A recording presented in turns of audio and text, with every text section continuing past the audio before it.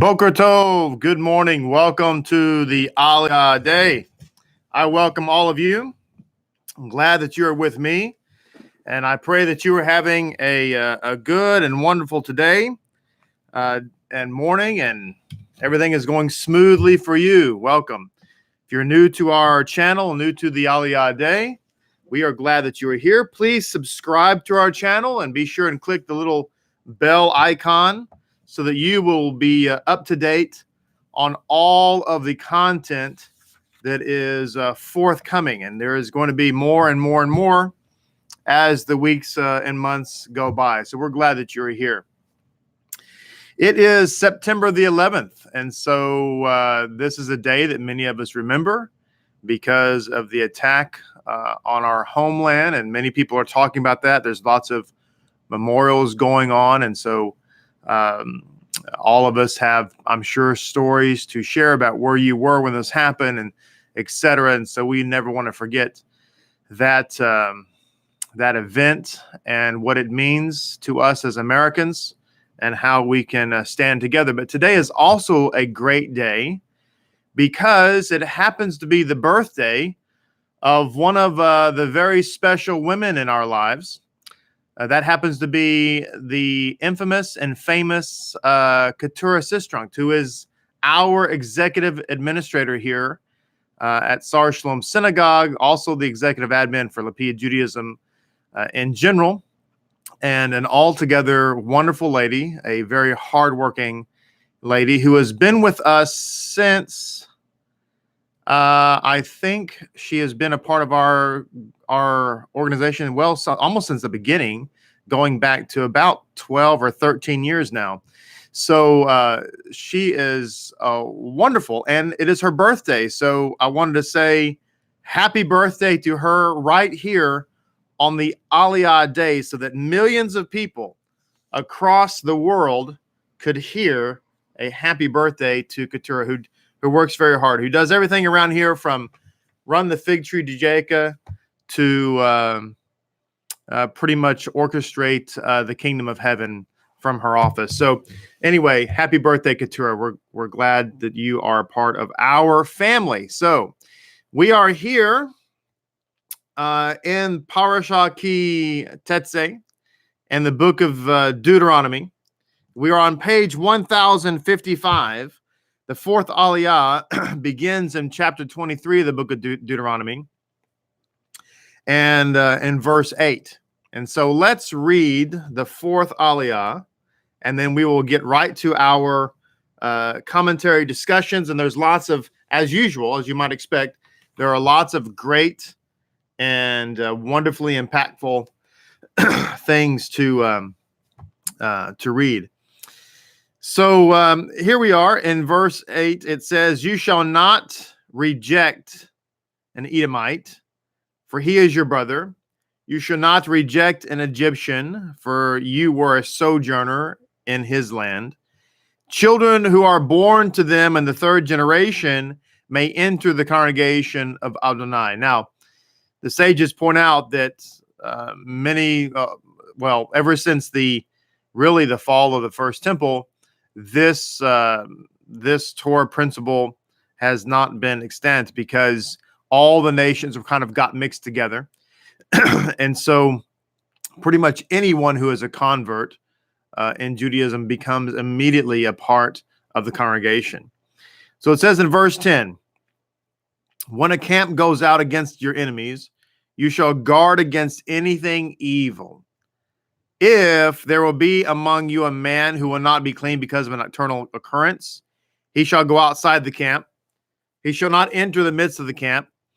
When it will be toward evening, he shall immerse himself in the water, and when the sun sets, he may enter the midst of the camp. You shall have a place outside the camp, and to you shall go out. You shall have a shovel in addition to your weapons, and it will be that when you sit outside, you shall dig with it. You shall go back and cover your excrement." So we have here just a wonderful example of the Torah's practicality. When you go to war, make sure you carry a shovel. Why? Because of sanitation purposes. And so there's a spiritual aspect to that. You don't want to have that type of thing exposed, which brings an element of unholiness. But also there is just the sanitation aspect of it, the taking care of those types of things so that disease and other issues don't spread throughout the camp. We're going to learn in just a moment that there's a spiritual aspect. There is a lesson derived in the Talmud for us from this verse on how we can make sure that we, cover the excrement, so to speak, when we are walking around in our daily lives. We're going to come back to that in just a second.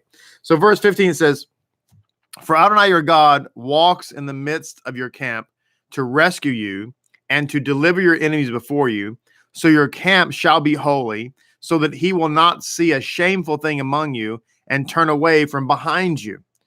We're going to be bringing down an insight into what that means for our homes. As I said, I think it was yesterday, I believe, and maybe it was the day before. The Aliyahs kind of run together sometimes, but many people have an idea that the place of worship, whether it's the church or the synagogue, people's minds just collectively, people think of those places as the holy place. And to a certain extent, that's true. It is a holy place. When you come to the synagogue, it's a sanctified space. It's not the temple. We shouldn't call synagogues temples. That is completely inappropriate. There's only one temple. But it is as the sages say, a mikdash me'at, a miniature version, if you will, of the tabernacle. Having said that, that does not in any way take away from the fact that our homes are also a mikdash me'at. Our home is also a miniature version of the tabernacle. Why? Because that is where the Shekinah, the glory of God, the Spirit of God, the presence of God dwells. And so when we are at home, we don't need to necessarily relax, is the point. Like we go to the sanctuary, we go to the synagogue, we think, well, we got to be really on our best behavior. But we should also have that same atmosphere at home. Our home should also be a place of modesty, a place of love, a place of Torah learning.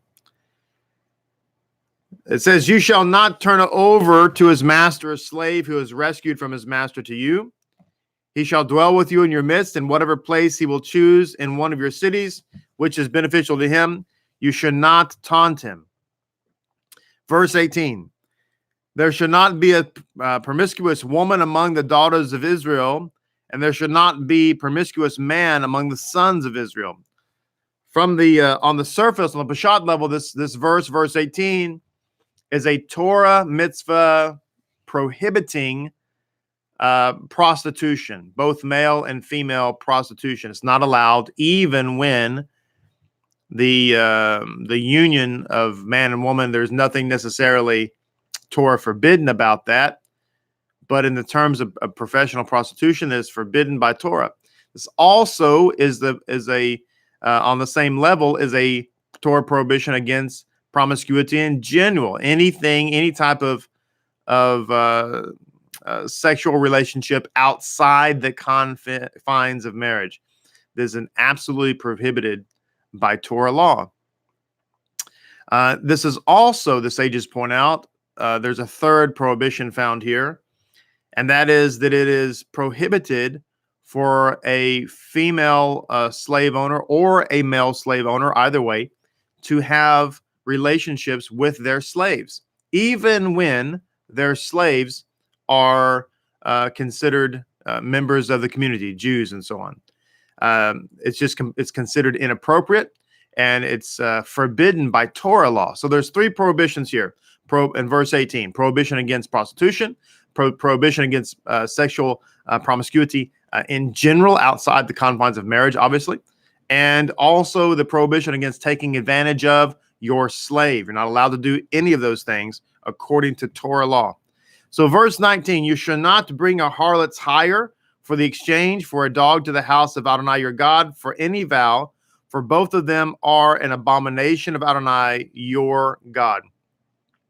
This is a Torah principle or a Torah commandment rather, stating that we're not allowed to take ill-gotten gain and somehow think that when we earn that, or quote unquote earn that ill-gotten gain, in this case from prostitution, that somehow we can correct that error or make it okay by saying, well, I'm going to contribute to charity. I'm going to give a tenth of my income, and somehow that makes it a legitimate business.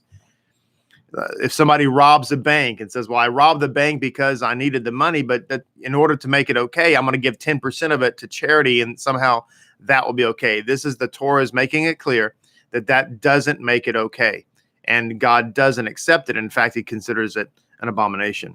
Verse 20, you shall not cause your brother to take interest of money or interest of food, interest of anything that he may take as interest. You may cause a Gentile to take interest, but you may not cause your brother to take interest, so that Adonai your God will bless you in your every undertaking on the land to which you are coming to possess it.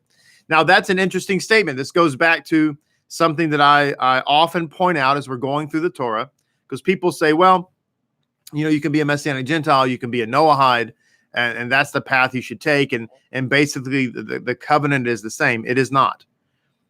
It is not. Here we're seeing that you're explicitly not allowed to charge interest on a loan to a fellow Jew. However, if you're not a Jew, if you're a Gentile, absolutely you can charge interest. In fact, some commentators look at this, interpret it to mean that we should charge interest to Gentiles. Some say that it's optional, and others say that a truly righteous Jew wouldn't charge interest to anybody. But the point I want to make here is that the Torah is making a distinction between Jew and non-Jew. And many people think you can be Jew and Gentile, one in Messiah, and there's no distinction, that those distinctions have been lost. But that would actually be completely contrary to what the Bible says. Now, some people might say, well, oh my gosh, this is completely prejudiced and bigoted. No, it's not. The answer for the Gentile is to become a Jew. I've used this analogy before, and it's so simple. That's why I keep using it, because it's so simple. It's easy to understand. And most people go, oh, light bulb, boom, of course. When you walk up to a movie theater and the sign says on the door, no entry without a ticket, what does that mean? Does that mean that the movie theater does not want you to see the movie?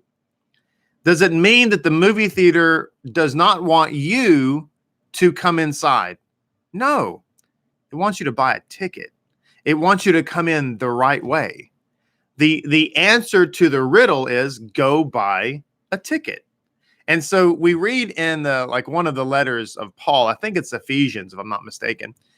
Paul makes a statement. He says, there was a wall of partition, right? And not allowed to go past the wall. There was actually a sign there that said that nobody can come beyond this point who hasn't been circumcised on pain of death.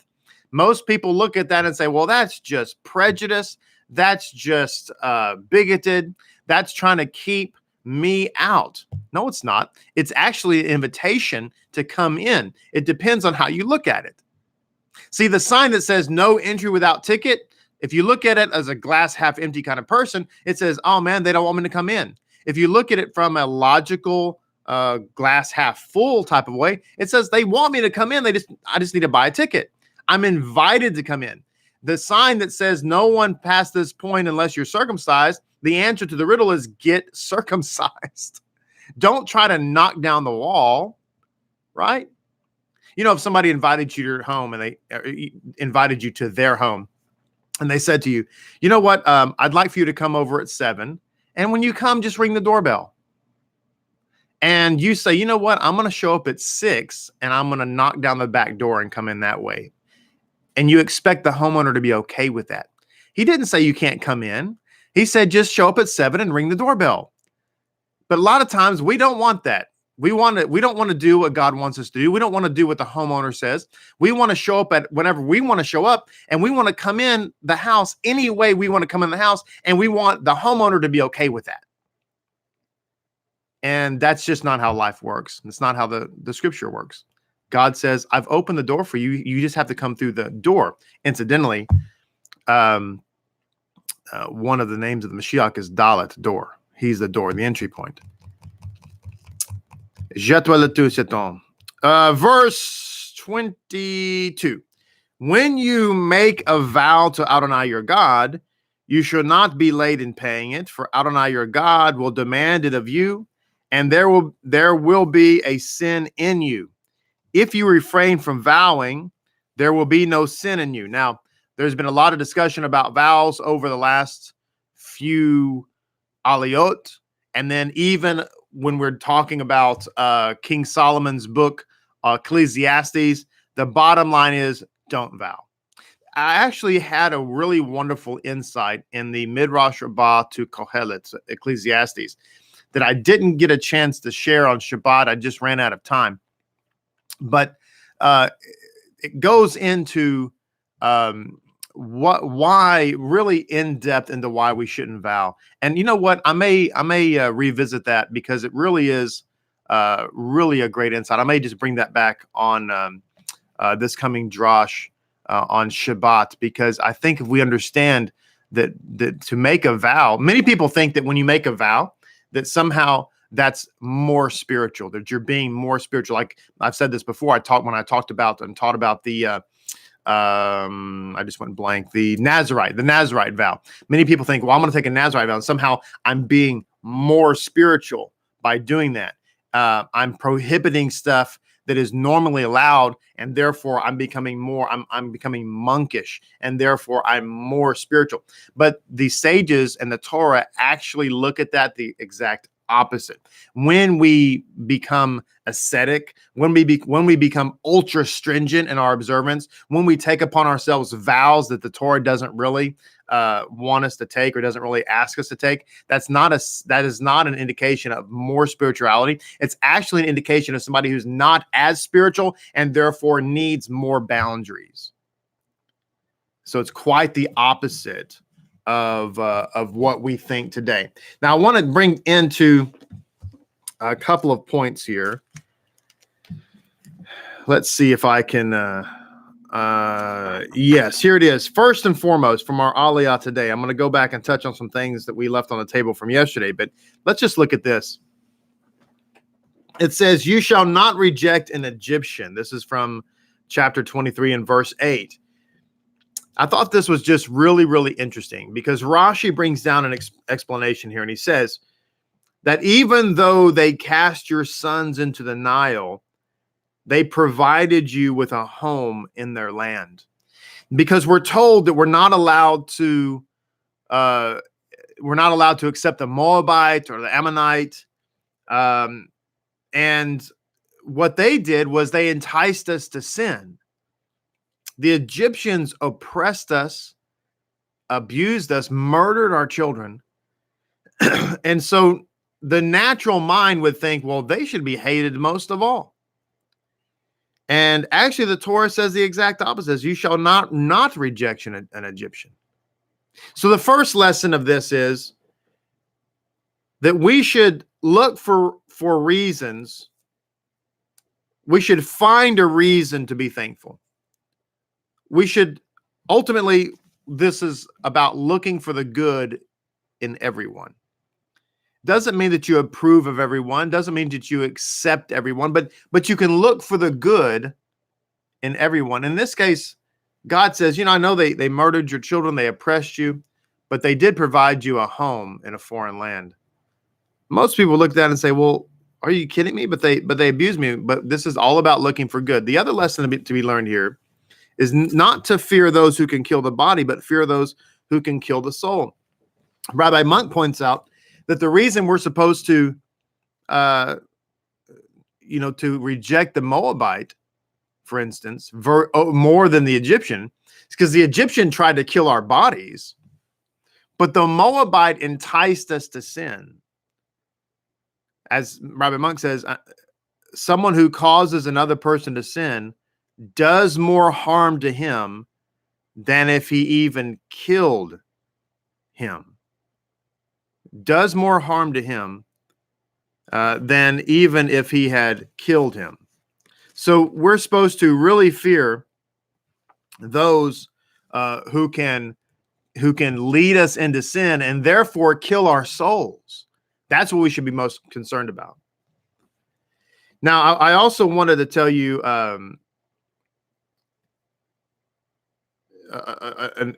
because we talked about bringing a shovel with you, right? And I told you there was a kind of an allegorical or an interpretation of how we can avoid the excrement of our daily lives, so to speak, in a spiritual way. So it says, you shall have a shovel with you. It says here in the Talmud, in Ketubot 5a, it says, Bar Karpara explains that the word azenecha, weapons, symbolically is interpreted to read aznecha, your ears. And he reads veyated, shovel, as referring to one's fingers. That is, the message being that when we are out and about and we hear inappropriate words, we should stop up our ears with our fingers. So in other words, carrying a shovel with us in our daily lives is that when we're walking around in our, allegorically, of course, walking around in our daily lives and we hear inappropriate words, inappropriate speech, which could be just, bad language, or it could be slander, or it could just be negativity, or a whole host of number of things. We need to do something physical to avoid that. The allegory here is stopping up our ears with our fingers, but we need to have that shovel ready to get away from that negativity, whatever it is, spiritual or what have you. Now, I also want to bring out another insight, talking about negativity, talking about things we hear. This has to do with slander and Torah ethics. It says here, this is from Rabbi Monk's commentary, when a camp goes out against your enemies, you shall guard against anything evil. Now it says, Rashi observes that Hasatan, cursed be he, brings accusation in times of danger. This is why when we set out on a trip, we always say the traveler's prayer, which was found in your siddur. Because traveling is a dangerous time. Everybody wants to go crazy about, these mass shootings that happen. And the mass shootings are awful. They're terrible. And, the answer to that is we need more God in society. The answer to mass shootings is we need to deal with mental health. But, here in Texas, we had 2 mass shootings. And the combined numbers of people killed, I think, was, I could be wrong, was 27 or something like that. The very next day, there was a boat fire off the coast of California and 34 people were killed. More people are killed in traffic accidents in the state of Texas, far more, thousands of people more than have ever been killed with guns in the United States. So when we travel, it's a very dangerous time. So it says, thus, particularly when a person is exposed to the dangers of war, it's imperative to guard against any bad deed. It says, what a difference there is between this concept of Jewish morality under fire and the concept practiced by armies who indulge in loose and criminal behavior during the battle. In the Jewish way of living, it is extremely important to avoid any impurity in thought or action and to conduct oneself in such a way that the Shekinah of God does not depart from our camp. So this is now bringing it home and saying, you know what? Our whole life, our day-to-day life is a spiritual battle. And so this is why we have to be careful that we don't entertain impurity and cause the Shekinah to leave, because we need God's glory in order to fight the battle, because our battle is won not by might, not by power, but by the Spirit of the living God. So it says, according to our sages, this verse has in mind particularly the sin of debauchery and slander. It says slander is considered particularly pernicious because it increases disputes and ultimately may result in more casualties than the enemy. Proverbs 6 and verse 19 talks about the 7 sins that God hates.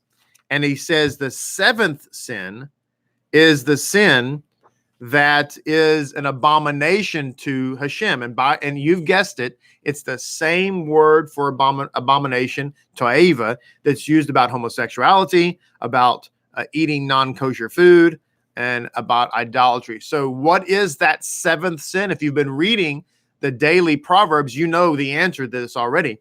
The seventh sin, which God considers an abomination, is one who stirs up strife among brothers. So we need to really take that to heart and say, if what I'm about to say going to stir up strife between two people, think about that, because it's an abomination. So think about that the next time you say, hey, I didn't want to tell you this, Charlie, but I was having lunch with Mike the other day, and he just said you were a real loser. And I didn't think that was right. And I told him you're not a loser. And but he told me some stuff that you had said, and and I just wanted to bring it to your attention and talk to you about it, because I think you might ought to pray about it. I just wanted to pray about it. That, my friends, is an abomination. That is somebody who is stirring up strife among brothers.